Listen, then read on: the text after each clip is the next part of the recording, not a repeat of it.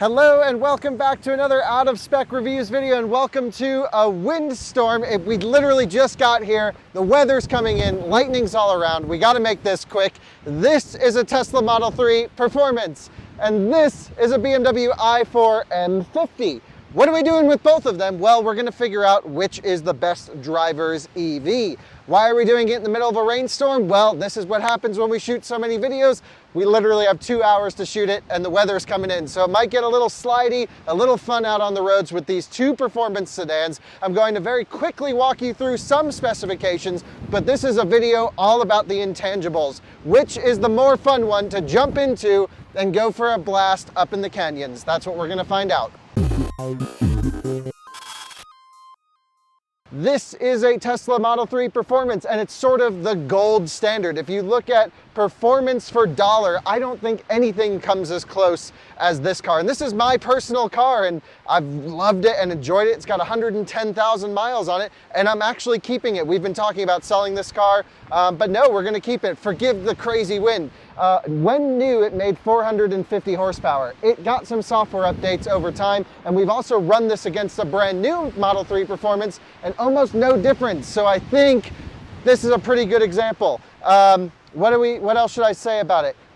This is about $63,000 in today's money. There have been some updates and changes, but it'll give us a good baseline. We're not doing instrumented testing with the two vehicles. It still drives like a Model 3 Performance. It's still pretty insane.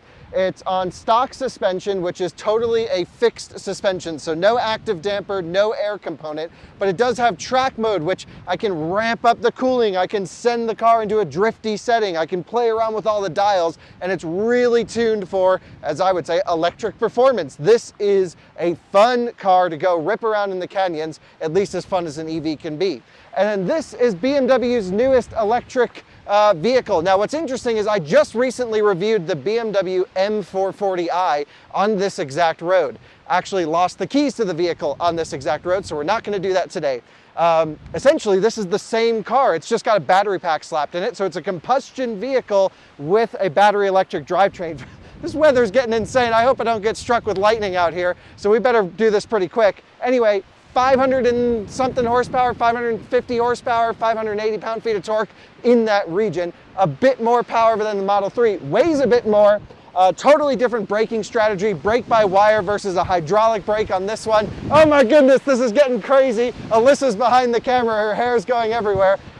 Active damper and an air component in the rear with some crazy adjustable suspension. BMW claims you can go DSC off, but I still feel it cutting in a little bit.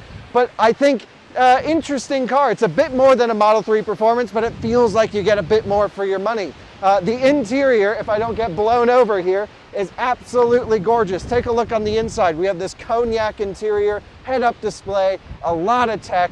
Really feels like one step above in terms of build quality, premiumness, styling even, in my impression. Ignoring the grille, this is definitely one step above the Model 3. What we're gonna find out though, is no one cares about any of that stuff. Maybe you do, I don't. I wanna know, of these two performance EV sedans, this one holding the M badge, not as a true M car, but as an M Sport variant, which is the one I would rather jump in and go for a blast on the canyon? I say we start with the Model 3. We have them both around the same state of charge, right around 60%. You'll be able to hear me better in there. Okay, let's just jump in the Model 3, run it up the hill, come back down, and then jump in this car and repeat the same thing, and we'll share my opinions. Let's do it. Well, you now join us in the Tesla Model 3 Performance, and we have to apologize. The weather just got crazy and rained so hard on us. We need the rain, so it's not too bad. Yeah, I guess that's not too bad, but it's getting dark. We really want to get this video, and I want to share general impressions about Model 3 Performance or i4. And we're starting in the known quantity. Right. I think most people who watch this channel have either driven or been in a Model 3. They get the idea. I didn't even know the i4 was electric. You didn't? No, I really didn't. When we first were in it and you're driving it, I had absolutely no clue. It made a lot of noise. Well, yeah, you can turn that off, and I have, but yes. Oh, okay. Because, yeah, I had no clue. I was just like, oh, okay, we're just driving another combustion. And Kyle's like, oh, wow, this is so amazing, blah, blah, blah. I'm like, why? And then it's electric. So, yeah, I drove it over here, and it was pretty good. Yeah, so We'll talk about the i4 in a bit. So Model 3 performance, somewhere around 500 horsepower full charge. We're at about 50% state of charge. Model 3 performance has track mode, which is magical. It's really awesome. You can dial in your handling balance, which changes sort of all of the vehicle dynamics controls in the car to make it into a full drifter. And we've done many drifting videos on this car. Probably too many. And all the way to like a real hardcore track driver. Right. Not so much in stock form, but the thing that's great about Model 3 performance is they're reliable. We know how to modify them to make them crazy fast. And yeah, parts availability, general knowledge, reliability, it's just known, and it's $10,000 cheaper when you factor in the tax credit than the i4. Even with, is there any additional tax credit with the They i4? both get that. Okay. At least in our state, but not in every other. Okay. So what I've done is I've put it in sort of my back road setting, which is big regen and handling balance, mostly rearwards, but still using the front to help us out a little bit. So let's just go for a cruise on the way down the hill, and then we'll come up. Sounds good. All right, so spin it on the way out, which is the way you should drive. It's a little bit wet and slippery out here, so we're going to take it somewhat easily. We're going to go auto on the wipers, which suck. Why does Tesla wipers always just suck? So let's talk seating position to start us off. The first thing about the Model 3 is I just can't get low enough in the car. So I really love when you get in like a 911 GT3, you sit on the ground. And this, you kind of sit up and above. What do you think? I personally like the seating position. I like sitting up higher. I like to see more of the road. Kyle, I guess, just likes to have his dump truck real low. Real low. But the steering in a performance setting is actually great. Now, I've criticized the steering on Model 3 for being too sharp for most people, and it means that like you tip into the steering and it's right there, and it's, you know, sort of ready to rock and roll. On a back road, it means it's great. I can make all these little adjustments coming out of corners to really get the car exactly where I want it placed, and it just works out so wonderfully for this type of setting. So I'm very pleased with the steering when I drive the car hard. Brake pedal is not a brake-by-wire. It is a fully hydraulic connected brake system. It does have an e-booster, which is nice, but look, you can come out of corners with a little bit of angle when you nail the throttle the way that I have the car set up in track mode right now. When I come into stuff on the brake pedal, I get full ABS feedback through my foot. I can do very easily threshold braking, which is great. We can get it in a little bit of sideways action if we want to. It's just really easy to balance the car and do sort of exactly what I want to do with it, which is just kind of freaking hammer, and to just cover distance so quickly on a back road. I would say almost nothing. Oh, my nose is bleeding a little bit, sorry folks.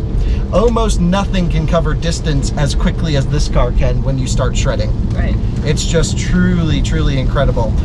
From a thermal standpoint, on a 2 or 3 mile long track, when we get into real heavy work, this car needs brakes. It needs, honestly, some better drivetrain cooling. This is pre-heat pump, which means I can actually overclock the compressor and I think get probably a little bit better thermal longevity out of it, which means the AC coolant I can overdrive.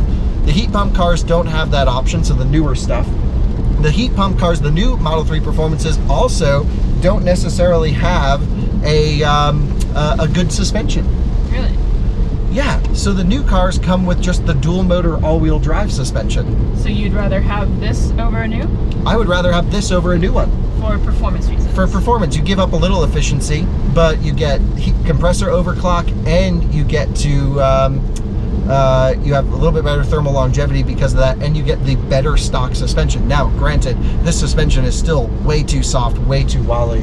When you get like real hardcore rubber on this car, you just feel all the compliance in the suspension when you lean into it. But thankfully, you just go to Mountain Pass Performance, not sponsored, and just buy one of everything, and then one of everything, and you just have a literal monster at that point, like something no one can touch. So you get this car for 60 grand, put $10,000 worth of suspension, tires, and wheels into it, and nothing will keep up with it. I mean, you're talking beating, you know, purpose-built vehicles at track days. Right, like Pikes Peak.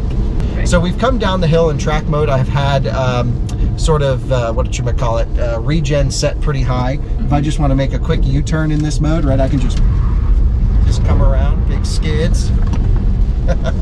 So you gotta love that. Yeah, except for I can't do that, not allowed to. You're not allowed to? Why? Well, I'd just say I would probably crash it. You'd probably crash it, yeah. Okay, yeah, but it's actually pretty easy to manage. I would say the car is really good. We have it actually in a drifting setting right now. But even so, coming in under braking, very nicely balanced car. You know, in drift setting, it wants to kind of get a little bit loose. I can send a little bit more of the power up front, so we'll certainly do that. And it's just like on a back road, I keep saying this, it's a weapon. There is almost nothing that will keep up with this car shredding. And we're in the wet. Yeah. It's just so good. The steering is calibrated perfectly. The car is it's a little wet and the tires are not great on this particular one, so forgive us for going a little bit slower than I normally would have, but like just great motor sound. That's one thing in the i4, no motor sound at all. We'll talk about that. Just a great baseline. Can't go wrong here.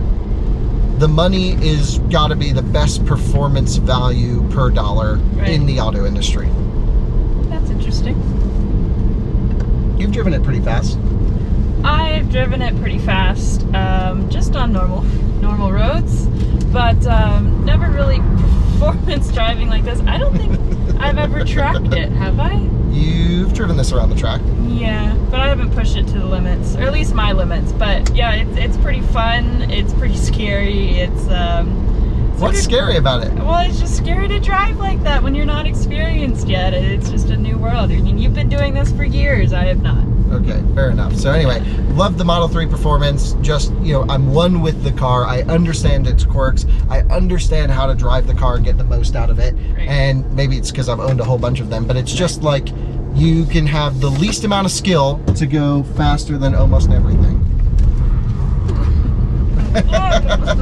And then it's also got all the power in the world, which is great. Right. So definitely almost I would say an A, not necessarily an A+ from this car. Once you start adding some performance mods to it, as EVs go, as EVs go, this has to be top performance. I own a Plaid as well. This will smoke it in terms of driving enjoyment on a back road, at least stock for stock. Really? Yep. Well, they removed half the steering wheel. Well, and the car's so soft and squishy and has no brakes, and this is way better set up for this kind of stuff. So why do we even get the Plaid? Why do we get the Plaid? Because you can fix all that with modifications. Okay. And then it'll be really good. It will be better than this on modification? We'll have to find out. This one we're going the opposite. We're lifting this. Yeah, we're making this into Monster Truck Model 3. Oh, gosh. Let's jump in the BMW i4 and see how that performs on this road. And that's where we'll get a really good sense of the comparison. I'm curious about that car in a performance setting because it holds the M badge. It's an M50. That's a serious badge. It's a serious badge, but it's gotten less serious over the years. And I feel like BMW's almost lost its way. I've driven so many modern BMWs that have gotten wallowy and rubbery, and honestly, my biggest complaint has been the steering. It's like they just put massive steering bushings in there and you get nothing, whereas here it's like boom, direction change, and it's so sharp and immediate. Don't get anything like that from modern BMWs. So we'll see how the i4 is. Yeah, it's a heavy car. Yeah, but I actually drove the M440i on this road and gave it tons of praise. Yeah, so hopefully it's very similar to that and just a little bit zippier. It should be. I'm curious how their motor situation does. This is permanent magnet rear, induction front. I don't actually know what it is in the i4. I can't find it anywhere. So we'll see how she drives. I know it's pretty fast. It's pretty fast. One issue off the bat, just looking at the spec sheets. This does 168 miles an hour. Sure. That only does 130. Oh. 131 allegedly indicated. Not that I've ever tested that. And it's an M badge. And it's got an M badge on it. Like, what the heck were they thinking? 130 miles an hour. I'm hitting well over that on tracks in this car. Could you, like, software upgrade, tune that, get it out of there? Maybe, but, like, also, I don't know. It just seems like, okay, that one metric is like, okay, maybe they didn't design the car to be that performance-oriented. But they put an M badge on it. I feel like most people get into an electric car and they do this. And they go, whoa, it's so fast, it's a great performance car. Right. And it's like, no, that's the least important metric about performance. Yeah, except for my Audi, everybody's complained that it's slow. Your Audi's pretty slow. She has an e-tron. Yeah, it's slow, but it's actually nicely balanced. Yes, it is. Yeah, you can lift off, oversteer that thing into a corner. I have. Oh, no way. That's pretty cool. Yeah, going up to Lower Estate's real twisty, so. Yeah, and you can go full ESP off in that car, which is great.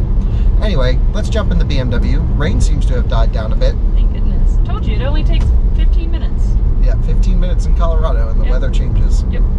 All right, into the BMW we go. So straight out of the Model 3 Performance and into the i4 M50, and instantly feels like a superior vehicle. Right, it just feels well put together, not crinkly. I mean, you know. This is what I would describe as probably premium or on the verge of luxury. Oh. Just like the material weightings, the leather quality of the wheel, the size of the wheel is nice. I really love the display. Yeah, and you know, the car itself is just a whole nother step above the Model 3 in terms of like a daily driver luxury cruiser. Right. 100%. Like even just like autopilot in new Teslas only goes to 85, ours does 90. Oh. This you can go up to 110. Oh. So while its top speed isn't very good, at least its driver assistance, which actually beat Tesla's autopilot in our hogback challenge. That is true. Which is pretty impressive. Now I would say autopilot's still probably better, but in our objective scoring it didn't come out that way. But it's still a very competent system. I'd use it pretty much anywhere. Yeah, I mean, like, you're not giving up much here. There's a couple different controls down here. There's 3 drive modes: Sport, Comfort, and Eco Pro. We're gonna go into Sport. Within Sport, there's Normal Sport and then Sport Boost. So a lot of German cars, including your e-tron, have what they call their peak and nominal, you know, electric power output rating. And in Sport non-boost, you get the nominal output, which is this, which feels very strong, by the way. Really good power output. When you go into Sport Boost, I get this little gauge on the screen here. You can see it's building up, building up, building up. And it's going to give me 10 seconds or so of maximum acceleration available. And what that's essentially going to do is mean that we get to go even harder when you hit the throttle until you use up the bar. And it's a really, really quite fast car. It also has a dedicated launching function, which I'll demonstrate. 3 levels of traction control on this particular one. DSC on, DTC in old BMW speak. Now they just call it traction, which is sort of like half on, half off. And then you can just go full off, which is kind of how I drive anyway. And so we'll go full off here. Seating, again, can't sit low enough, unfortunately. I actually prefer the Model 3 seat to these. Model 3 seats hold you. They're very comfy. What was that? I think these are comfy. Really? I thought the exact opposite. Yeah. It's got better head bounce. That's what I always check.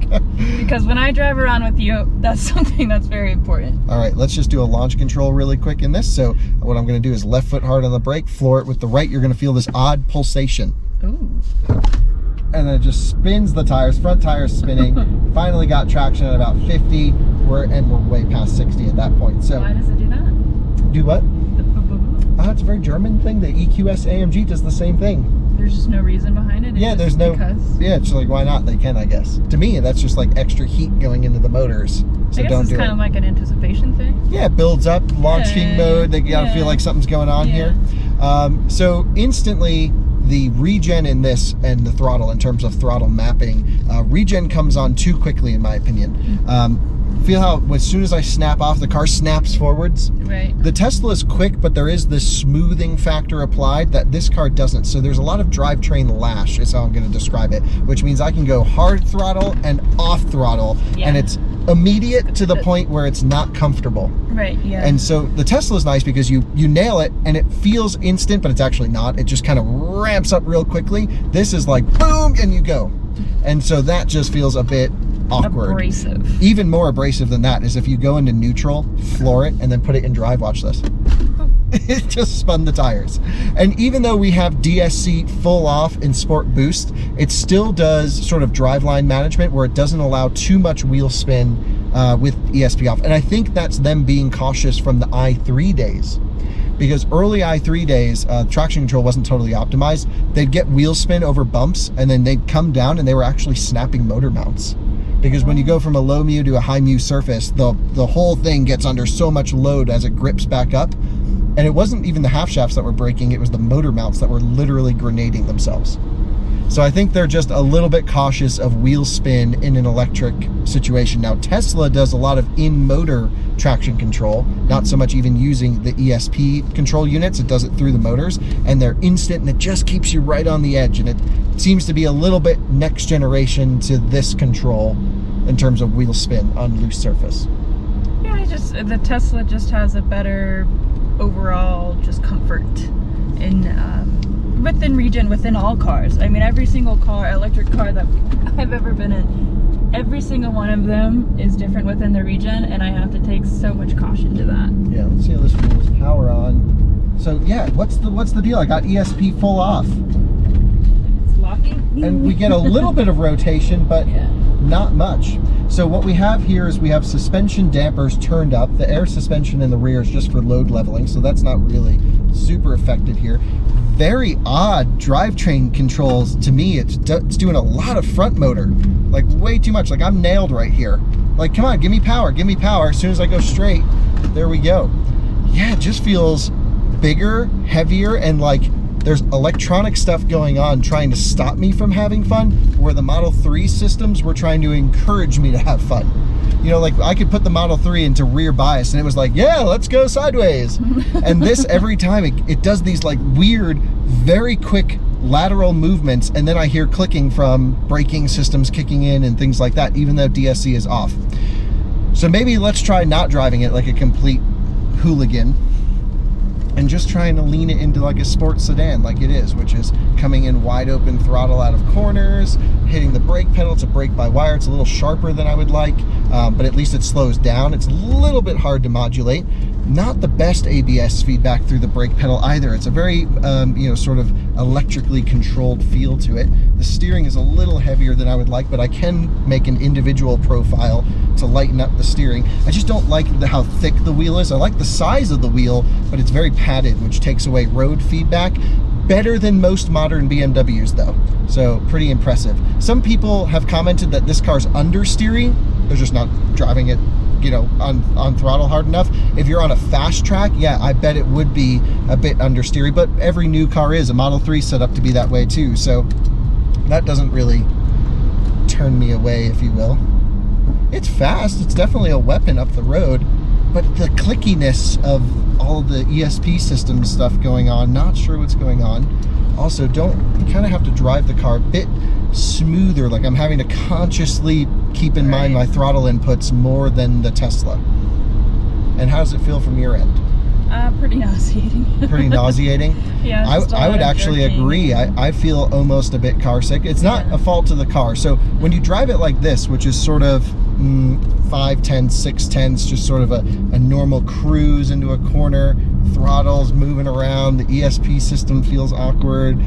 I don't know, it kind of falls apart a little bit. Oh no, I was not expecting this, because I really enjoyed it on my first drive, and I thought I was really having a lot of fun when I first drove this in Vegas.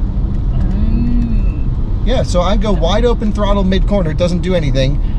It takes like a half a second, then boom, full power. And I think that's what's causing the nauseous feeling. Right, it's just jerky. Yeah, jerky is a great term right there. So I think this is more of a cruiser than it is like, let's go shred up a back road. Right. Unfortunately so, because I was hoping up for a little bit more out of it, to be honest. I mean, anybody who buys a BMW, and especially an M-badge BMW, you expect a lot more out of it. Variable ratio steering, so it doesn't require huge lock to get a quick and good turning radius there. Let's see how it is on the downhill. We're not going to go super hard. I think the harder you drive it, the more. So it really seems to like very smooth inputs, very deliberate inputs. And then I think it might be better. We need more AC action going on here. Really? And we need AC seats too. Oh. Dynamic airflow. I love, actually good tech in this car, but like some of the iDrive 9, is it? 8, 9? I don't even know what we're on now.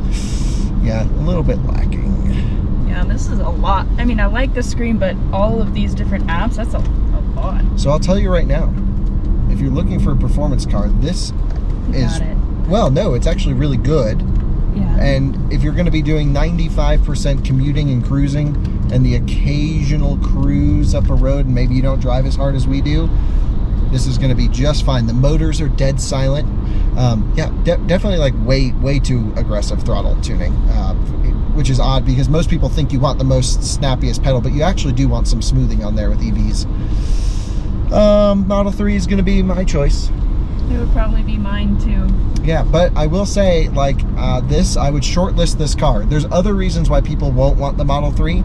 A lot of them center around not liking Tesla or wanting something different, new, interesting, or a more premium car with different tech and a fantastic sound system. This car drives well enough to still excite and maybe please a driving enthusiast. But wow, when you get out of a Model 3 and into this is like a whole step backwards. Yeah, that's not too good. No. And it just feels like the best way to describe it is the Model 3 induces fun, and this stops fun. Yeah, I guess it's just a little safer. Yeah, I don't know. We're going to do a hard braking test if you don't mind, just coming into this corner. Okay, ready? Yep. Yeah, like almost no ABS feedback through the brake pedal, and just very hard to modulate. That's just the nature of a brake-by-wire system versus Tesla's approach. Pretty good regen though off throttle, but again, way too snappy. I would almost consider turning regen down so you don't get this drivetrain lash every time you lift off trying to get the weight up on the nose. It's very hard to modulate that. Yeah, did you notice it driving it? I actually did not, because I drive pretty slow.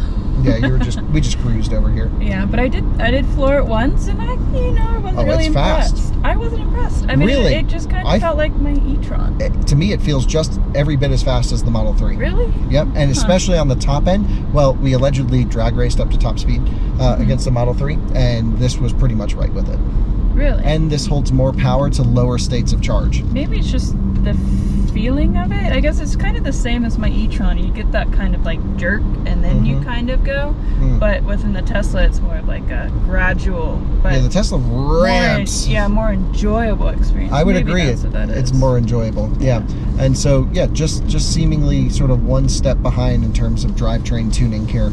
And sort of chassis, it's very like BMW-ish, but better than some of their combustion stuff. It's very good when you are off throttle into a corner. It's very competent at that kind of thing, especially firmed up. And so like if I come in off throttle and kind of stuff it into this corner, it gets in exactly like I want it to, and that's a very positive experience. But as soon as I start applying throttle coming out of a corner, I can already hear it clicking and holding back. It's like, come on, car, just let me freaking go, and it won't. You get 1 degree of rear rotation, you feel the back end come around, and it just pulls everything out. And I got full off ESP, DSE in BMW world. So, to summarize, the Model 3 is a significantly cheaper feeling car. It's a cheaper car to own and buy. And so you do have to give up some of the daily comforts of this vehicle, which is significantly more comfortable and more premium, and I would say a better image. Right. I actually, the front grille is kind of growing on me after having it for a week, and I actually think this is like a stunning car. Yeah, I think it looks really good. It's just kind of, I just always revert back to like why I got an Audi over a Model Y. It's just a more premium experience, and that's what I wanted in a car. I feel like a lot of people will fall into that with this as well. Totally agree. This is 100% more premium, but you are giving up a lot of that aftermarket support and a lot of the like real hardcore driving dynamics that are in the Model 3. The Model 3 chassis is pretty stellar. It is. Yeah, you have no complaints really about it. No, I mean, you can do whatever you want with it. Right. I mean, I can go into a corner and just go, full drift mode. Or I could go like dial in some settings and then like full speed hardcore mode. It just has like your brain. Right. Yeah. You're one with the car. Yeah. And that's the only electric car that's ever felt that way, and I've driven them all. Even the Taycan, not as much. Oh yeah. Yeah. I remember you saying that when we were over in Germany and really ripping it on the Autobahn and stuff like that. Yeah, and we had it on the Nürburgring. We did have it on the Nürburgring. I never went with you, so I don't have that experience. You didn't go with me? No, what? I did not. Oh, no. Ioniq 5. Very nice. Big waves from that guy. Yeah. Wonder if he's a viewer. All right, well, thanks so much for watching another Out of Spec Reviews video. If 80% of your driving is daily commuting, i4 M50i. If 80% of your driving is shredding up canyons, wanting to go to track days, and sort of giving up on daily comforts for just sort of having a cheat code for traffic, right. Model 3 performance. Right. And you're not really giving up that much, but it's just premium versus It's just like, this is Plastic. this kind of pampers you a little bit. The Model Right, 3 yeah. is just, plasticky. Yeah, very plasticky. And if you get a new Model 3 Performance, Even you worse. do have to upgrade the suspension. Yes. You just can't drive that car stock, in my opinion. That suspension's way too soft. Okay, let's wrap this up. We got to go pack up and catch a flight early AM. Thanks for watching. See ya. Bye.